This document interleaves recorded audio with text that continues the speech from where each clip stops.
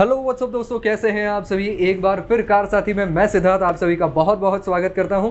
दोस्तों आज हम आए हुए हैं कॉन्टिनेंटल टायर्स में फ्लाइंग व्हील्स, जो कि कोथरूड में है और हमारे साथ इस शॉप के ओनर हैं। सुनील जी, बहुत बहुत स्वागत है कार साथी में। दोस्तों आज हम यहाँ पर बात करने वाले हैं, हम इनसे जानने वाले हैं रादर कि कब टायर्स को चेंज करना चाहिए और टायर आपका वोन आउट हो गया है ये आप कैसे पहचानेंगे, और साथ ही साथ जब आप टायर चेंज करते हैं तब आपको व्हील अलाइनमेंट, व्हील बैलेंसिंग करना क्यों ज़रूरी है, इसके बारे में हम चर्चा करेंगे।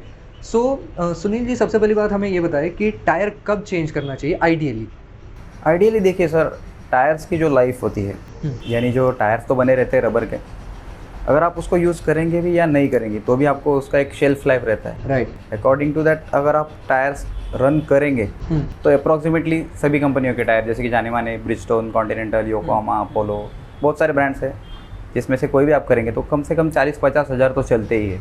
40-50 हज़ार किलोमीटर अपने इंडियन रोड कंडीशंस के हिसाब से, और डिपेंड्स करता है कि कस्टमर कितने टाइमली उसको अलाइनमेंट, बैलेंसिंग, एयर प्रेशर कितनी अच्छी जगह पे करवाते हैं, चेक करते हैं रेगुलरली, उसके ऊपर आपकी टायर्स की जो लाइफ है वो डिपेंड करती है। अगर आप उस पे मान लीजिए कि आपकी गाड़ी का रन कम है और रनिंग होता ही नहीं है, मान लो अगर आपकी गाड़ी हफ्ते में एक बार ही निकलती है, महीने में सपोज मान लो 2 बार ही निकलती है, और आपका running monthly average 100-150 kilometre, 200 kilometre ही होता है, और तो मान लीजिए आपके 50 हज़ार होने के लिए तो वैसे बहुत साल लग जाएंगे। बिल्कुल। लेकिन ऐसा नहीं होता, टायर्स हार्ड हो जाते हैं, रबर उसका शेल्फ लाइफ खत्म हो जाता है, और आइडियली वो टायर 3 या 5 साल के बाद बदलने पड़ते हैं। उसके अंदर कुछ क्रैक्स वगैरह कुछ ऐसी चीज़ें? डेफिनेटली मैं आपको कुछ टायर्स भी दिखा सकता हूँ, जैसे आप देख सकेंगे उसमें कि टायर्स अलाइनमेंट की वजह से भी क्यों बदलने पड़ते हैं, कि वो प्रॉपर नहीं होता है उसकी वजह से भी क्यों बदलने पड़ते हैं, और टायर अगर आपका रनिंग कम भी हुआ तो भी एज हो गया है। Yes, as.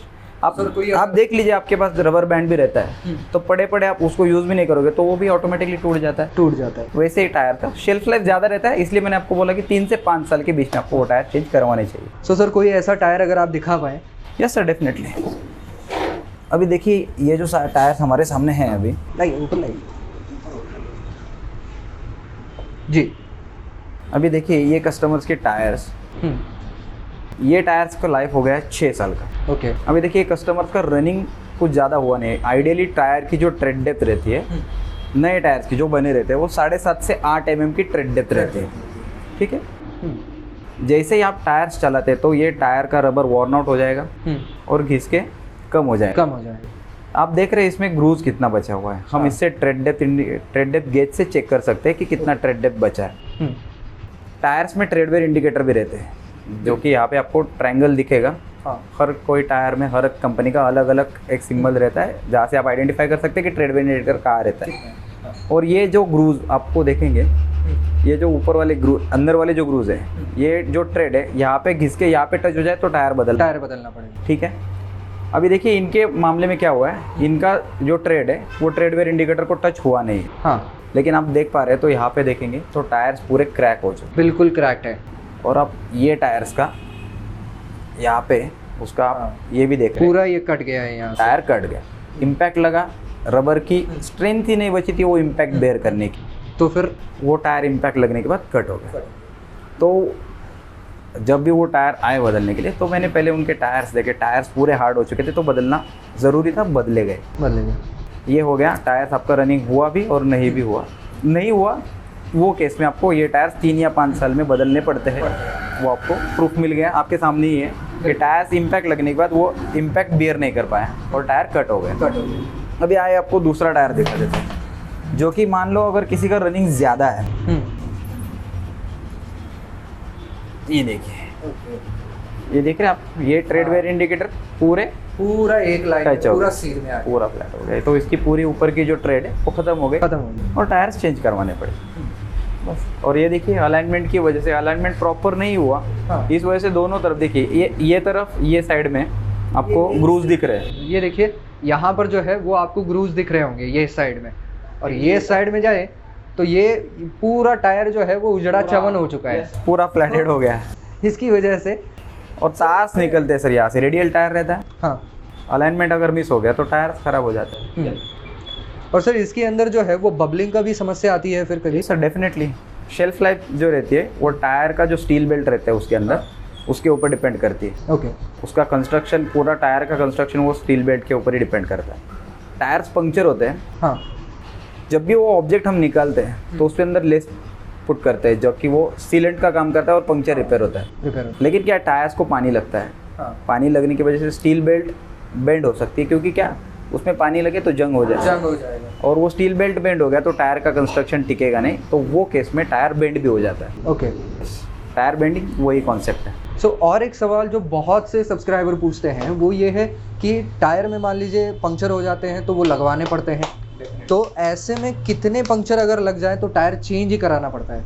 ऐसा कोई आइडियली कोई ऐसा कोई आंकड़ा नहीं है कि इतने पंक्चर होने के बाद आप टायर चेंज करेंगे। मेरा तो आप सभी को यही कहना है, हम हमारे सभी कस्टमर्स को भी बोलते हैं, जैसे कि सर को भी हमने बहुत बार बोला है, हर कोई कस्टमर को हम डेफिनेटली बताएं, टायर बदलेंगे, अलाइनमेंट बैलेंसिंग करेंगे या फिर कोई भी काम हमारे शोरूम में हो जाए तो हम कस्टमर को एडवाइस ज़रूर देते हैं कि पंक्चर भी जब भी हो जाए आपकी गाड़ी का तो लोकल पंक्चर्स वाले के पास जाना अवॉइड करिए। लोकल इन द सेंस जो कि रोड साइड पंक्चर्स वाले, वो हाँ। लोकल यानी ऐसा कोई नहीं कि जो यहाँ पे रिसाइडेड है वो ऐसा नहीं, जो भी इनअप्रोप्रिएट तरीके से पंक्चर रिपेयर करने के लिए जाना जाता है वो एरिया में, उसके पास जाना अवॉइड करें।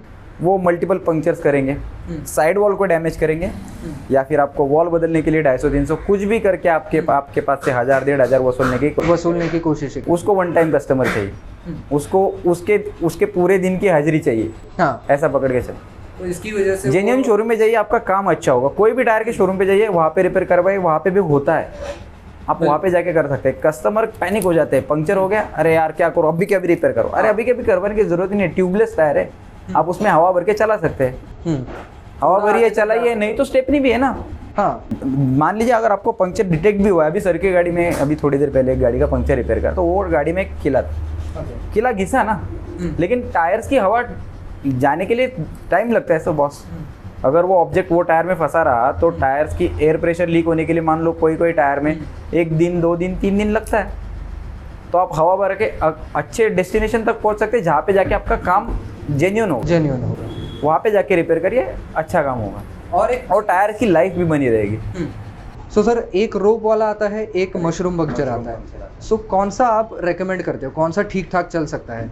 दोनों ठीक है, लेकिन दोनों में से कंपेयर करेंगे तो मशरूम पंक्चर ज़्यादा ड्यूरेबल रहेगा। टाइम टेकिंग है और थोड़ा सा एक्सपेंसिव है, तो वो वजह से कस्टमर थोड़ा सा हार्ड एंड फास्ट रिपेयर करके निकलना चाहते हैं, तो हम रेगुलर ही रिपेयर करते हैं। कोई कस्टमर अगर बोलते हैं कि मशरूम पंक्चर ही रिपेयर करना है, लेकिन ज़्यादा आइडियली मशरूम पंक्चर रहता है। उसमें क्या है, जो भी ऑब्जेक्ट है वो निकाल के वहाँ पे थोड़ा और बड़ा होल करना पड़ता है अंदर से, वो यस टाइम टेकिंग है। उसको वो पूरा पैच के तरह आता है, अंदर से उसका अपना चिपकाना पड़ता है वो पैच, वो पूरा पुल करके कट करना पड़ता है, लेकिन ज़्यादा ड्यूरेबल वो है, एक्सपेंसिव भी है और टाइम टेकिंग भी है। उसकी एक एवरेज कॉस्ट क्या आ जाती है?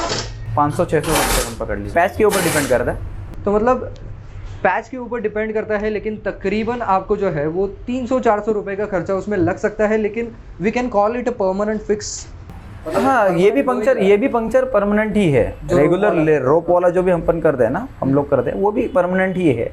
वो भी आपके पूरे के टायर ड्यूरेबिलिटी सेम, टायर्स की पूरी लाइफ मिल जाती है। लेकिन वो पंक्चर बनाने वालों की तरकीब जो है, जो कि रोड साइड पंक्चर्स पे है, उसकी वजह से वो दिमाग में आ रहा है कि वो टायर पंक्चर रिपेयर अच्छा नहीं है। ऐसा नहीं है, लेकिन वो अभी कस्टमर्स के जहन में बैठ गया है ना। हाँ, वो बात तो है। सो सर, और एक दोनों ही अच्छे हैं, लेकिन कंपैरेटिवली वो ज़्यादा टाइम टेकिंग और एक्सपेंसिव और ज़्यादा स्ट्रेंथ देगा। हाँ, स्ट्रेंथ ज़्यादा देगा, ये बात तो ज़रूर है। और एक चीज़ जो इसके अंदर आती है कि जब भी कोई व्यक्ति अपने गाड़ी का टायर चेंज करवाते हैं, तब व्हील अलाइनमेंट और व्हील बैलेंसिंग कराने की सलाह क्यों दी जाती है? देखिए सर, टायर्स की जो लाइफ है, अगर आपका रन है, जितना ज़्यादा रनिंग होगा आपका गाड़ी का, वो अलाइनमेंट के ऊपर आपके टायर्स की वेयर एंड टेयर डिसाइड होगी। अगर आपकी टायर की अलाइनमेंट मिस हो गई ना सर, तो it will take around 1000 kilometres to year पूरे टायर। आपके टायर पूरे के पूरे टायर वेयर आउट होने के लिए 1000 किलोमीटर भी बहुत हो जाए सर। अलाइनमेंट प्रॉपर होना चाहिए। जितना टाइम लिए आप अलाइनमेंट बैलेंसिंग करवाओगे, आपके टायर्स की लाइफ उतनी ज़्यादा रहेगी। एवरी 5000 के ऊपर हम सजेस्ट करते हैं कि अलाइनमेंट बैलेंसिंग करवाइए, रोटेशन करवाइए। रोटेशन से क्या होता है, जो टायर्स पूरा इंजन का लोड लेके चल रहे हैं, उसको थोड़ा रेस्ट मिलता है आगे के 5000 किलोमीटर। इसलिए हम उसको रोटेशन बोलते हैं। तो आप उसका कोई भी एक फॉर्मेट फॉलो करिए। बेसिकली उसमें होता यही है, आपके आगे के टायर पीछे चले जाएंगे, पीछे के टायर आगे आ जाएंगे, और उससे होगा क्या, पीछे वाले टायर जो अब तक इंजन का लोड लेके नहीं चल रहे थे, वो आगे चल के आगे के 5000 किलोमीटर वो उसको कंटिन्यूस लोड लेके चले। और जो नए टायर्स हम लगाते हैं तो उसके हिसाब से हमें अलाइन करना पड़ता है, उसके हिसाब से वेट डालना पड़ता है रिम पे। यस, टायर्स और रिम इंडिविजुअली बैलेंस रहते हैं, दोनों का माउंटिंग डिमाउंटिंग जब भी होता है तो आपको बैलेंसिंग करना ही है, और एवरी 10,000 के ऊपर, क्योंकि टायर्स की जैसे ही आपकी वेयर एंड टेयर होगी उसके मुताबिक वो वेट्स की पोजीशनिंग और वेट्स की रिक्वायरमेंट अलग बदली जाए। तो मतलब दोस्तों ऐसा नहीं है कि मैंने ज़िंदगी में एक बार उसकी जो है वो वेट डलवा लिए, उसके अंदर बैलेंसिंग करा ली, उसके बाद मैंने 4 बार टायर चेंज करा लिए, लेकिन बैलेंसिंग की क्या ज़रूरत है। तो ऐसा नहीं है, हर एक टायर का वज़न और ये सारी चीज़ें अलग होती है, उसके डायनामिक्स अलग होते हैं, जिसकी वजह से आपको उसके अंदर वेट डालना बहुत ज़्यादा ज़रूरी हो जाता है। तो बस दोस्तों आज के वीडियो में इतना ही। आज हमने जाना कि आखिरकार टायर का वेयर कैसे पहचानना है, इसको कब चेंज कराना चाहिए, क्यों चेंज कराना चाहिए, और इसके अंदर के अलग अलग एस्पेक्ट्स क्या हैं। सो Sunil ji, thank you so much, आपने आपका टाइम दिया हमें। Thank you sir, thank you. तो दोस्तों आज का वीडियो अगर आपको पसंद आया है तो लाइक ज़रूर कर दीजिए, ज़्यादा से ज़्यादा शेयर कर दीजिए, और आपके कुछ सवाल हैं तो नीचे कमेंट सेक्शन में आप ज़रूर पूछ सकते हैं।